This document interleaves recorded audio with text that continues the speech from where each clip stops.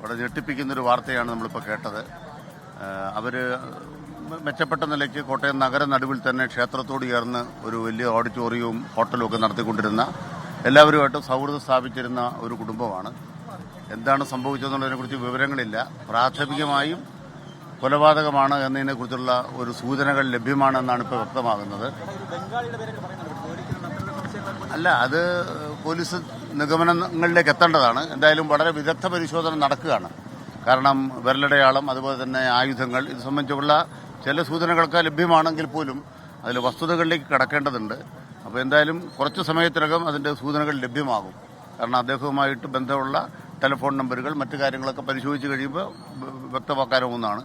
എന്തായാലും നാടിനെ നടുക്കിയൊരു കൊലപാതകമാണ്. എല്ലാ തരത്തിലും അന്തസ്സായി ജീവിച്ചിരുന്ന ഒരു ദമ്പതികൾക്ക് ഇതുപോലൊരു ദുരന്തമുണ്ടായി. രണ്ടുപേരുടെ മൃതദേഹങ്ങൾ രണ്ട് സ്ഥലത്തായിരുന്നു, കിടപ്പുമുറിയിലും ഇപ്പുറത്തുമായിരുന്നു. അപ്പോൾ അതെല്ലാം വേദനാജനകമായ നിമിഷങ്ങളിലൂടെയാണ് ഇപ്പോൾ കടന്നു പോകുന്നത്.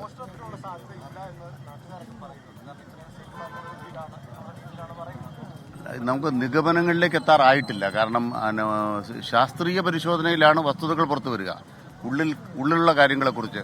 എന്തായാലും കൊലപാതകമാണെന്നുള്ള കാര്യം ഉറപ്പിച്ചു കഴിഞ്ഞു. നാടിനാകെ വേദനയുണ്ടാക്കിയ കൊലപാതകമാണ്. ആയിട്ടില്ല. വളരെ വ്യക്തിപരമായിട്ട്. അതെ, അവര് കോട്ടയത്ത് CIT ഓഫീസിനോട് ചേർന്നാണ് ഇവരുടെ ഇത്. എല്ലാ തരത്തിലും ഞങ്ങൾ എപ്പോഴും പലതരത്തിലും സഹകരിക്കുന്ന കുടുംബമാണ്. അത് ഒരു മെച്ചപ്പെട്ട ജീവിതമുള്ളവരാണ് അവര് എല്ലാ കാര്യത്തിലും.